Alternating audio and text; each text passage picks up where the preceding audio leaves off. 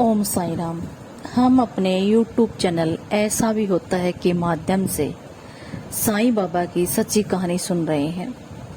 बाबा जी कहते हैं, जहां भी तुम मुझे देखेगा मैं वहीं नजर आऊंगा, जहां भी तू मुझे बुलाएगा मैं वहीं पहुंच जाता हूं।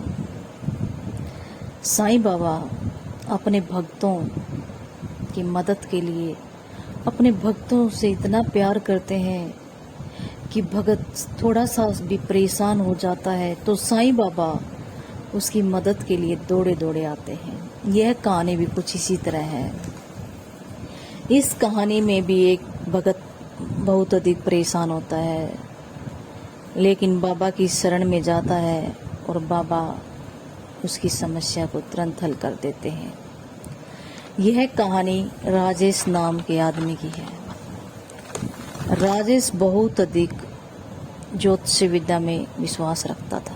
कुछ भी कार्य करता था, प्रत्येक कार्य में पंडितों की सलाह लेता था, मुहूर्त का समय देखता था, तभी कोई कार्य करता था।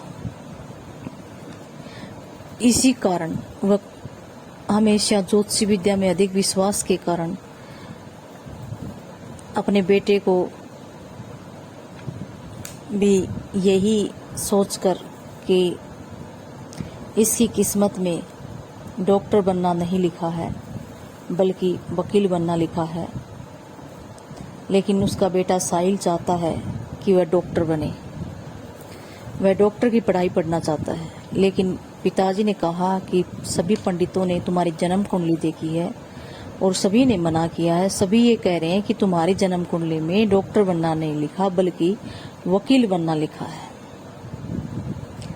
अब पिताजी की मर्जी ये है कि बच्चा वकील ही बने, लेकिन बेटा चाहता है कि वह डॉक्टर बने। तो बेटे ने कहा, पिताजी मुझे थोड़ा सा समय दे दीजिए, मैं डॉक्टर की तैयारी करता हूँ। यदि मेरा एडमिशन नहीं हुआ तो मैं वकील का कोर्स कर लूँगा। बेटे की जिद के आगे राजेश को हार माननी पड़ी। उसने कहा, ठीक है, तुम्हें सिर्फ 3 चांस मिलेंगे। यदि 3 चांस में तुमने डॉक्टरी कर ली तो ठीक है, वरना फिर तुझे कुछ भी नहीं करने दिया जाएगा, न वकील का कोर्स करने दिया जाएगा, कोई भी कार्य नहीं करने दिया जाएगा। बेटा परेशान हो गया कि पिताजी गुस्से में है, तभी ऐसी बातें कर रहा है।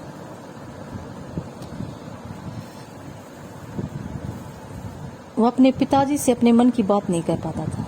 अपने अंकल, जो उसके पिताजी का खास दोस्त था, रवि, उससे अपने मन की बात बताता था।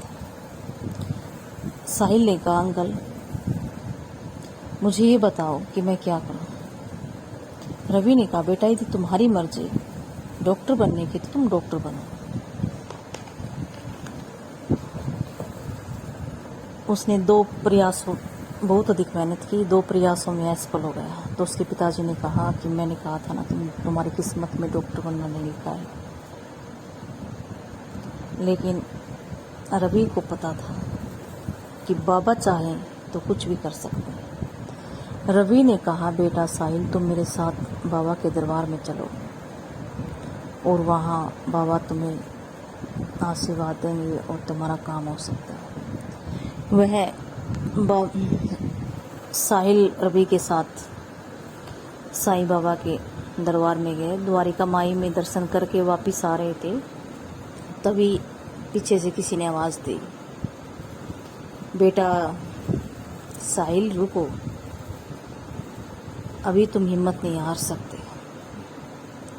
अब की बार तुम पेपर दोगे तो तुम्हारा डॉक्टरी में नंबर आ जाएगा।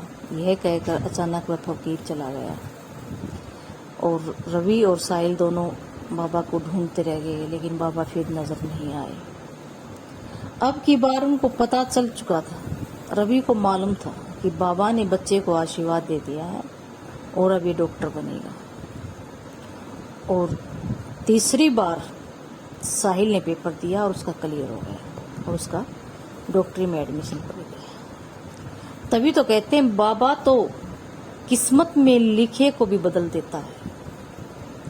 सभी ने मना कर दिया था, सभी पंडितों ने, ज्योतिषियों ने कहा इसकी किस्मत में डॉक्टर बनना नहीं लिखा है। लेकिन